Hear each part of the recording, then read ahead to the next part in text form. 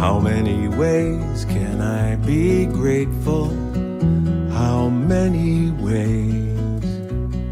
Given the chance, I'm gonna tell you now. How many ways can I give thanks for the blessings I have known? I've got a list, and I will tell you how. Grateful for each breath awake, grateful for each step I take, grateful that I'm here to play my part. Grateful for the morning sun, grateful when the day is done, grateful that I have you in my heart.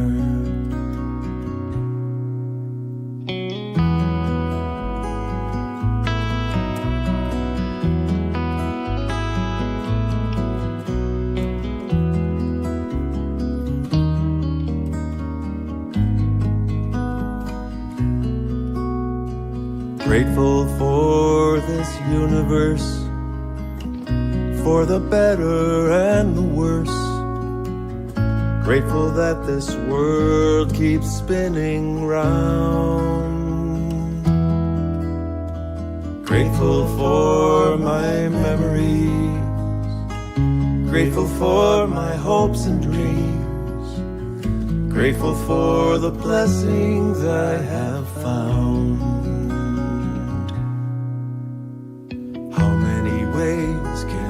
Give praises for all the gifts I have. Given the chance, I'm gonna shout out loud. Grateful for each breath awake, grateful for each step I take, grateful that I'm here to play my part. Grateful for the morning sun, grateful when the day is done, grateful that I have you in my heart. How many ways can I be grateful? How many ways? How many ways can I be grateful? How many ways? How many ways can I be grateful? How many ways? How many ways can I be grateful? How many ways? I'm grateful. How many ways can I be grateful?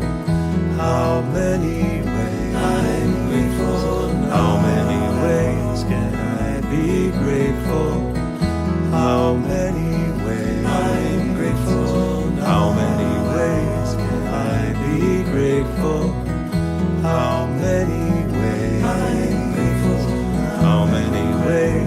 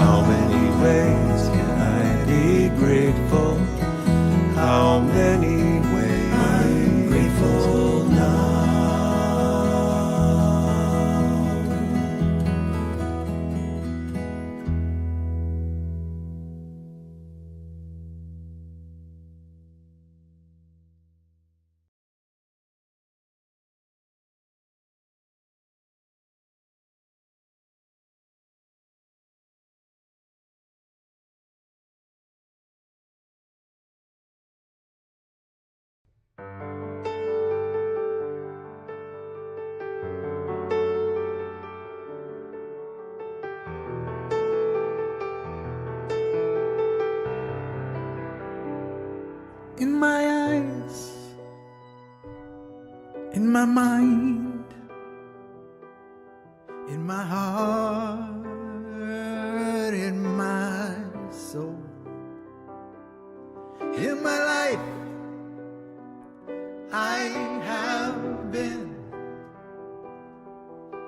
searching for something, but you were my dream. You're perfect, you're golden, golden. You're the light, your love. You're perfect, you're golden. You're the light, my love. When I breathe, when I swallow, caress I feel. When I listen, I hear the most beautiful music out of nowhere. You're perfect, you're golden. You're my light, my love. You're perfect, you're golden. You're my light, my love, my love. Light it, light it, light it, light it. Light it, light it, light it, light it. Light it, light it, light it, light it. When I'm sad and dark, shallow and in doubt. When I'm trying my best to put one foot in front of the other. You're perfect, you're golden. You're the light of my life, you're the love from forever. In your reflection, I'm perfect. So I keep looking at you to keep witnessing my perfection. In you as me. Light it, light it, light it, light it. Light it, light it, light it, light it. Light it, light it, light it, light it, light it.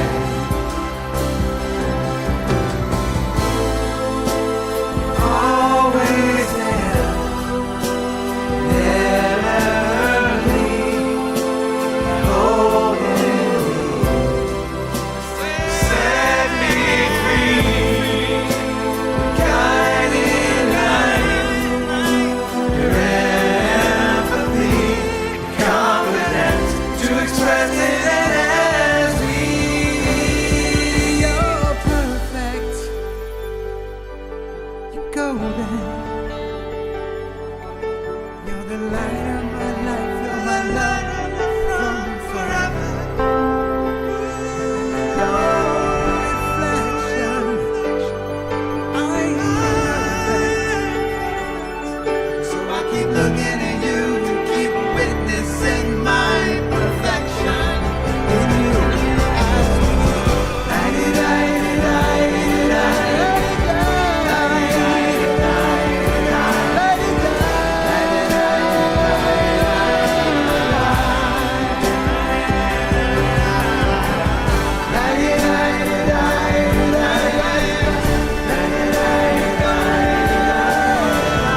Light it, light it, light it.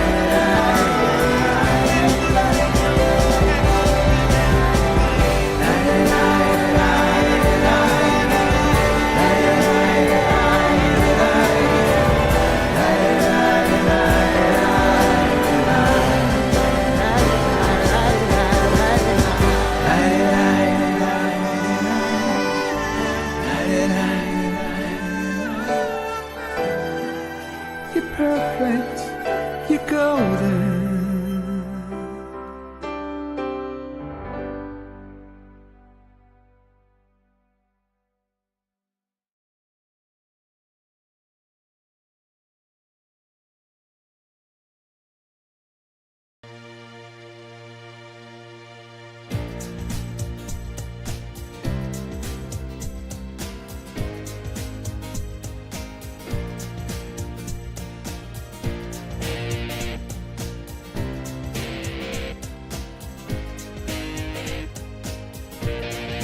I'm in the right place at the right time.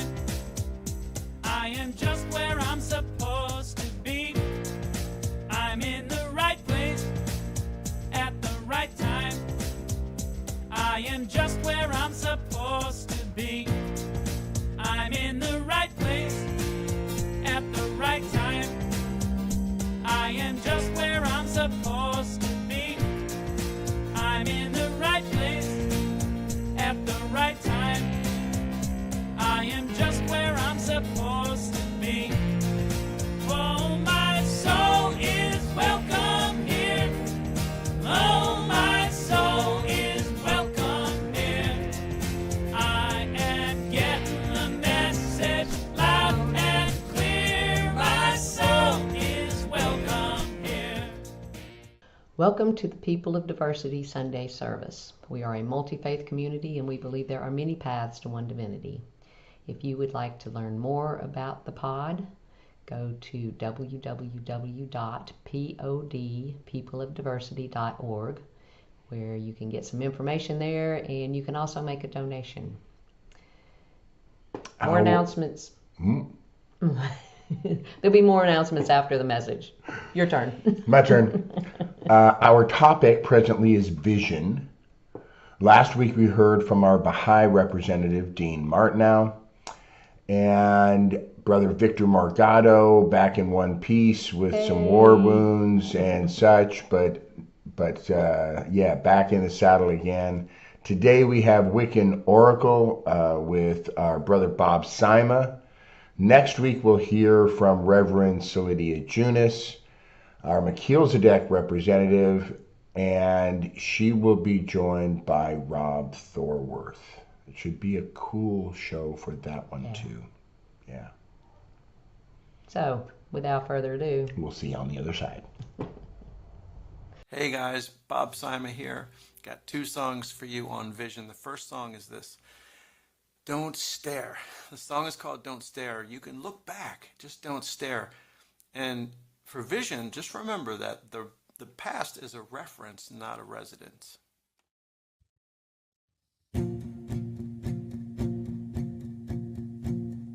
Under your feet is the greenest of grass, strongest roots watered from your past, hallowed ground where you were lost and you were found. With every step and every turn, a worn down path from the lessons you learned, soles of your feet, earth so sweet behind you now. Put your hands up in the dirt, turning it over and over and over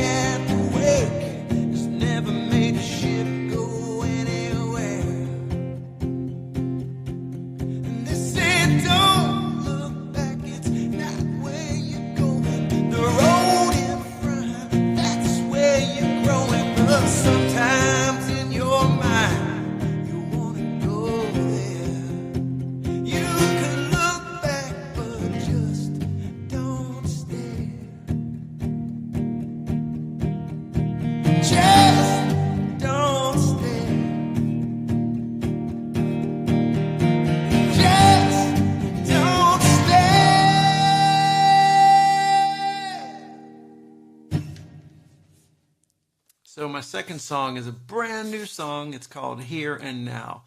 And it's really just about vision, because when you're here and you're now and you're present and you're aware, that's the perfect vision. That's the best vision you can have. I think when you're looking forward and backwards is where you get lost, as I said in the last song. So, new song, it's called Here and Now.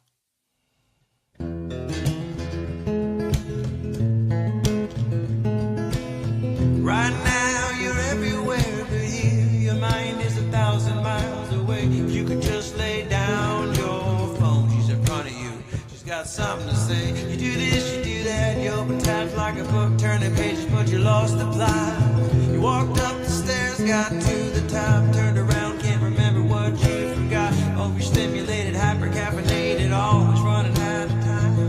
You got too many balls in the air and too much on your mind. If you could just do one thing at a time and in one place, if you could just slow down, you'll see your life will suddenly take a turn to the beautiful, the magical dreamland of here and now, where everything gets done.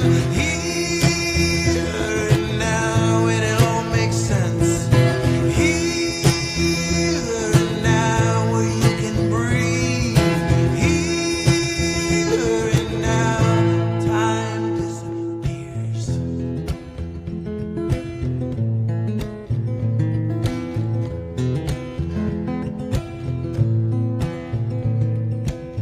They say when you're chasing down two rabbits, well, you won't catch either one. Life's but a moment, try and grab it, slips right out from under your thumb. The struggle is real, cause the mind is a mind of its own, and it tries to take you away, but there's no place like home. If we could just do one thing at a time and in one place, if we could just slow down, you'll see your life would suddenly take a turn to the beautiful, the magical dreamland of here and now, where everything gets done.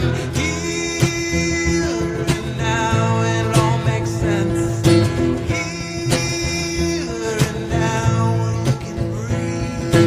Here and now, time stands still. If you can't put your finger on it, 'cause you're scrolling, scrolling, there's a beautiful moment unfolding right here and now. Here and now. Here and now. Right now is the only time. Right here is the only place. Right now is the only time. Right here is the only place. What's happening is happening. There are no mistakes. Right here and now. Here and now. Breathe in, breathe out. Right here, right now. Hi, good morning, everybody. This is Oracle Hecatios. I want to thank you so much for tuning in. Wherever you are in your home, thank you for inviting me in. I want to thank Becky and Scott, People Diversity, for allowing me to continually be hosted here. And I want to thank Philip Lugo and his team for putting this all together. And I want to thank our musical guests for allowing us to transition peacefully from one space to another. So without further ado, my name is Oracle. I am a witch. I am a Wiccan high priest, and I am involved in many, many paths of spirituality. I call myself a perpetual student. I'm always learning. I'm always hungry to grow. I would like to inform you that today's lecture on vision is my opinion alone. In witchcraft, we do not have an overarching council that allows us to speak anything orthodox or dictates our belief system. So everyone is free to debate around the cauldron, basically, what it is that they are willing to discuss, what they're willing to debate, and with passion. because in 1 second we will be able to, of course, we will be able to uh, speak on what we're doing, and on the other half, there is a debate about what does this really mean. So we welcome all kinds of discourse. So thank you again for allowing me. So let's get into it, right? Vision, the topic, we're talking about it, but what it means to each person from their religious lens, from their spiritual lens. But what does it mean for me as a wit? What is vision? So I'm also a polytheist. That means that I believe in the existence of many spirits, many beings, many gods, and excuse me. And as such, I'm also a Hellenic polytheist. That is, I believe in and honor and devote myself to the Greek gods as well as anything that branches out. Sometimes Roman, sometimes Egyptian, North African, Middle Eastern, and such. But that's basically my MO, my modus operandi. That's my focus. And so one of the things that I always encourage people to do is to explore, right? And part of the exploration is to understand words and terms and definitions, words and terms and definitions, because I believe that one of the greatest things that we can do is have knowledge, but not just knowledge, but wisdom. How do we apply that knowledge? How do we seek union with ourselves? If only we can grow further. So I'd like to start off with the word vision, but most importantly, let's set the word vision aside. Let's think of the word visionary. Visionary, okay? A visionary, for all intents and purposes, is very much in ancient Greek. The word would have been oniropolos. Oniropolos. And what does that mean? That means oniro is dream. It is the spirits of dreaming were called the oneroi, and they were subject to the god Morpheus, the god of dreaming. And dreams weren't just something that you could dreams weren't just something that they weren't like, fried bologna and everything else like that, or dreaming of your teeth falling out and all those other things. They weren't just your normal run of the mill dreams. In ancient Greek, there were two pathways to dreaming. One was the gate of horn and one was the gate of ivory. And I think one of the things that is important to understand is that anybody who came to these two gates is basically, it was an image that playwrights and used in ancient Greek literature, where the idea is that first of all, they were play on words. The Greek word for horn sounded much like the Greek word for deception. So they were kind of a play on words. So the gate of horn, that is just a plain gateway that's not anything special, is the gateway of deception or dreams. Or don't let the word deception fool you. It's just, no pun intended. It's just one of those things where you try to, your everyday junk dreams, as I call them. I call them junk dreams, just things that don't make sense or really worn out, long, epic stories that just make no sense whatsoever. You can't make tails or heads or whatever that saying is out of them. And then there's the gate of ivory. The gate of ivory is the gate of true dreaming. That is, it was the place of vision, of apparition. It was the place of revelation from deities, from spirits, things of prophetic nature. When you have prophetic dreams, that is, you dream of something and then it happens later on. That's a gate of ivory that's happening right then and there. And one of the most important things I think that to take into account here is that the gate of horn and ivory were metaphors. But more than obviously they were metaphors, but more than just metaphors, they were a understanding the division of our vision, the division of our vision, the division of our vision. Vision could mean two things. there was the oneiropoloi word means that it was something that was seen. But whether that onero, whether that dreaming was imaginative in the way of fictitious daydreaming, or whether that was imaginative in the way of something coming to you, that inspiration, it's inspiration from the divine, from the source, from whatever you want to call it. That is also vision. So we have two different types of vision. So what are we talking about here? Are we talking about deception or are we talking about truth? Let's get into truth, shall we? True vision, the visionary, is one who is able to discern when you close your eyes, or even when you don't close your eyes, and you have a lot of thoughts coming in your head, a lot of pictures. For those of you who think visually, I'm gonna split this up, okay? For those of you who have strong pictorial mindset, imagination, visual imagination, you have one of the advantages. There's an advantage and disadvantage. The advantage is you are able to actually create an image that you are able to focus on at any one point in time, whether it is a memory, whether it is something that you hope to do, want to do, whether it is a goal that you want to achieve, or whether it's about yourself or someone other, some thought process that's going on, okay? So you have the picture and you're able to hold on to that. You're able, when you learn to control that stream of thought, which is a completely other lecture, by the way, because that's very in depth, how to control, the ability to control, what you have. But suffice it to say that for right now, to summarize, vision is about grasping and not just thinking about it, but working to bring it into manifestation. For example, we have someone invented a chair.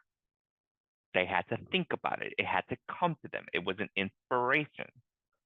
And then from that inspiration came the thought process of the step-by-step on how to actually manifest that object.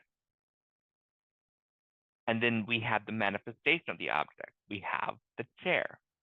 Okay? It's a process.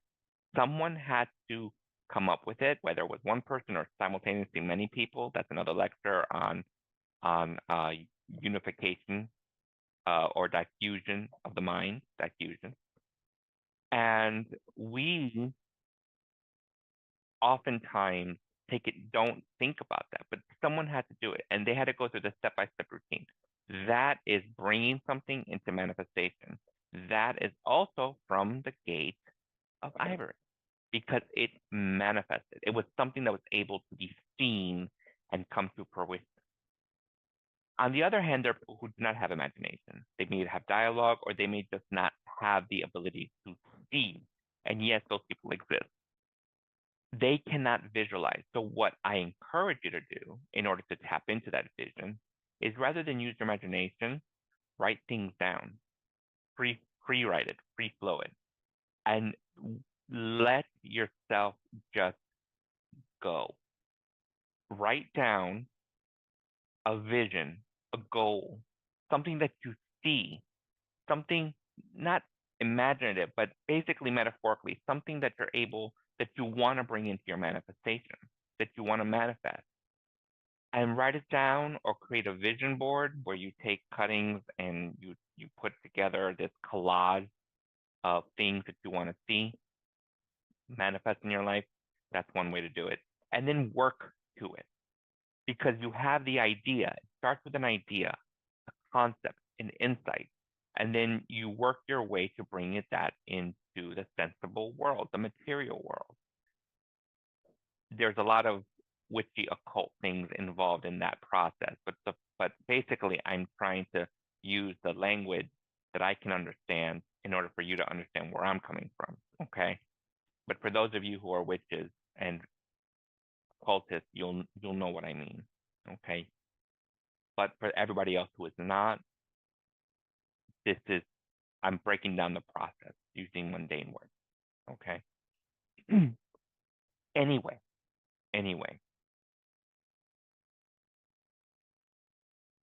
when it comes to being a visionary, it is about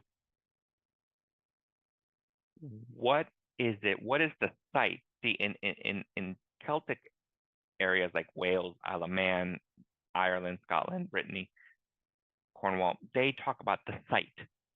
The site. The site is the ability that you can work through the inherent gift of foresight. Foresight. That is, you're able to see something and it comes to pass. All right. How that happens is prophetic prophecy. Another lecture. Maybe these are top ideas for topics. I don't know. Pay attention, Becky and Scott. But the site is the same idea as the oneropolos, the dreaming. All right. So I'm throwing a lot of words in terms. So what am I talking about basically in summation, in summary? Vision in this context, for me, as a witch, and from my point of view, is that can you discern between what it is that you are thinking about, however that mechanism comes for thinking, visual, verbal, kinesthetic, hands-on. What is it that you're thinking about that you want to create in your life? What do you want to create? What do you want to bring to fruition? Now, many witches, we celebrate, many Wiccans, we celebrate what's called the Sabbath. The Sabbath, there are 8 of them. And they take place about every 6.5 weeks, but there are holy days next to full moon. They are sacred days for us. And they borrow the metaphor of nature in order for us to understand and contemplate how the process of vision works. For example, we use the metaphor of a seed. The seed is planted in the soil, in good soil, soil that is and soil that's rich with nutrients. Okay, that's prepared properly. That seed is entered, covered. Then there's a season of watering. You water the seed, you watch it. Then there is the breaking of the seed into the bud and the root. And then there's the season of rooting and growing, right? It's growing. And when it bursts through the soil, that is the season of growth. That is the season of the stem. Then there's the expansion, the leaf, the flower, and in some cases, plant certain trees, fruit. Leaf, flower, and fruit. And from there, the metaphor is then as it's dying, depending on what you're growing, there is the harvest. Especially if it's a fruit tree or if it's, in many cases, corn, wheat. We used wild metaphors as well, not just a plant. And we harvest that. And each step is symbolized by a specific holiday, a specific season. And many of us will start using those patterns in order to dictate our vision, what we want to bring into fruition. The seed is about what you are putting forth, what you want to put forth. That's the seed.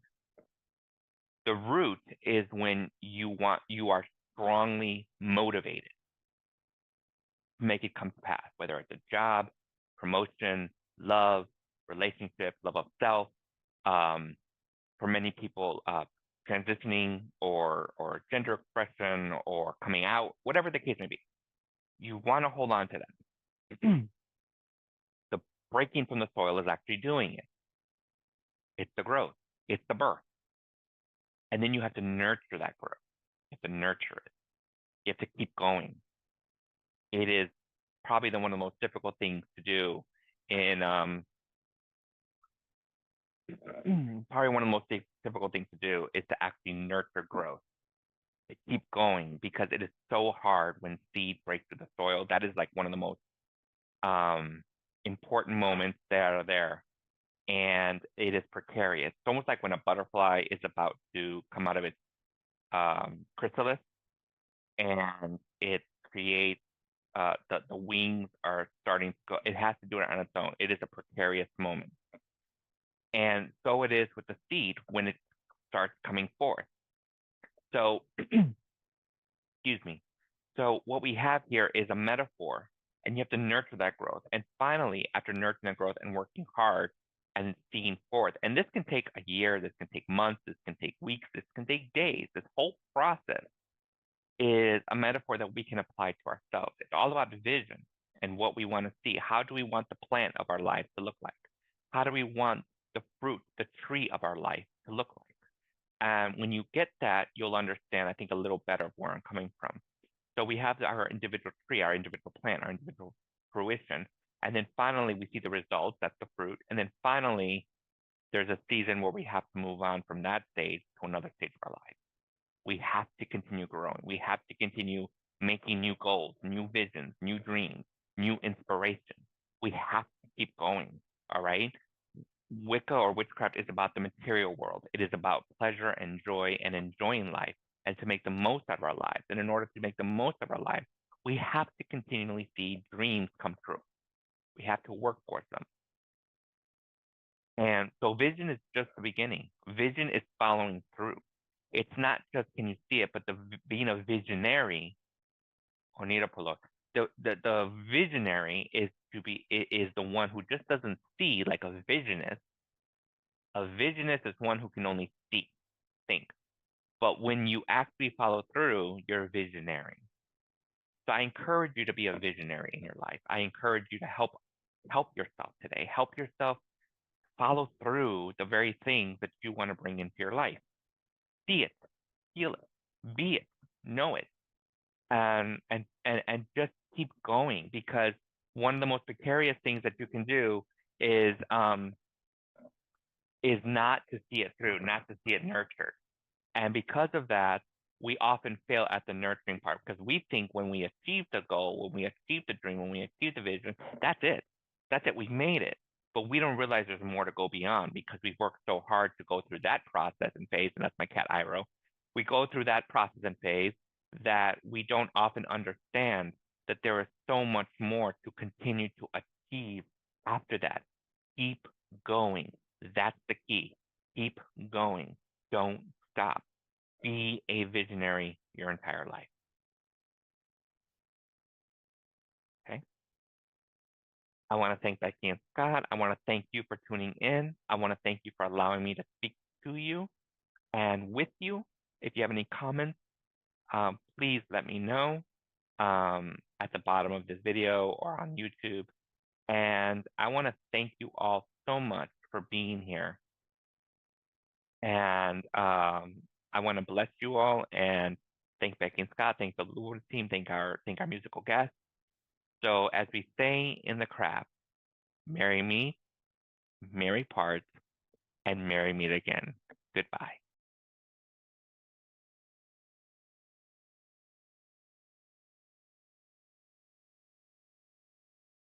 Thank you so much, Bob. It's always great to have you on, and we so appreciate your participation. Oracle, same with you, man. I just love you dearly, and we keep saying we're going to go have lunch. So let's. I'm going to call you up and make a plan. Both Bob and Oracle have been with us from the very, very, very, Beginning. very, very beginning. Yeah. Yeah. Philip Lupo and the PL Theatrical team, thank you all so very much. You take all of this and put it together and make it work, and it's just a beautiful thing, and we definitely appreciate you. If you are out there and you need this kind of things done, contact PL Theatrical, and they will fix you up. Now, past services, we have lots and lots and lots of past services. We've been doing this for a few years now. Past services are available on the People of Diversity Facebook group, the Facebook page, and also the People of Diversity YouTube channel. And the YouTube channel has a playlist function that you can search on topic, or you can search on faith. So whichever way you want to look at it, or just go on there and randomly pick something. It'll be awesome. Every time. Every time. You can also get notifications about services by joining the Facebook group or page and the YouTube channel, and you'll get notifications on Sunday before the services. We do the People of Diversity YouTube service at 10:30 on Sunday mornings, the same as the Facebook service. But then on Sunday night at 5:45 p.m., we rebroadcast on Facebook Live. So there's lots of opportunities to see things. You can see them live. You can see them twice on a Sunday. And you can also go back and search and see whatever you want. So no excuses. All right, we're doing live events. Those are all happening at the Universal Unitarian Friendship Fellowship Hall in Rockledge. And they go from 7 to 9 on the first and last Mondays of every month. So February 24th will be our next gathering. Sisterhood of the Traveling Mystic will be there doing another amazing sound bath. Very cool. Again, it'll be a no-charge event, but donations gratefully accepted. And then on March 6th, Donna Frost will be back. We're asking for a $20 donation, but no one will be turned away. And again, all the events are at Rockledge at the UU Church over there. I think that's all we know for now. Our country this week is Venezuela. It's located in the northern coast of South America. It's an incredibly beautiful country, and there is currently about 350,000 Venezuelans facing the end of their temporary status here in the States and looking to be deported back to Venezuela. And I know that will be a level of chaos, so we just want to send love and light and healing energy out to all Venezuelans, no matter where they are on the planet, and just kind of send energy with them over these next days and months as their life may or may not change irrevocably. So, together, may peace prevail in Venezuela. May peace prevail on earth. May peace prevail in me. Thank you. Okay, next week, Reverend Lydia Junis with a Melchizedek perspective, and her musical guest will be Rob Thorworth. He's always awesome, yes. So if you would like to help support the pod, we would greatly appreciate it. Go to www.peopleofdiversity.org. If you set up a recurring tithe, that is really helpful, because that helps us plan things in advance, and when we have an idea of how much money is coming in on a regular basis, and that really helps us keep things going. To pay the bills, planning. Right? Yes, planning is important. So, but if you want to make a one-time donation, that's great. We won't turn anything down, and we will be very grateful. So let's take a moment, say thank you for all those gifts, tithes, donations, love, all of it. We so appreciate everything and everyone that's involved with the pod, and we say thank you, Spirit. Amen. Oh. All right, we're going to finish up with our healing circle. Bring to your mind's eye any person, place, thing, situation. There's plenty of things for us to put in the center of our energy circle. So do that. Join our energy together. and open up, get some of the love on you. And thank you for being here, and we'll see you next time. Have a great week. One power, one power, one power, one power, one power, one power.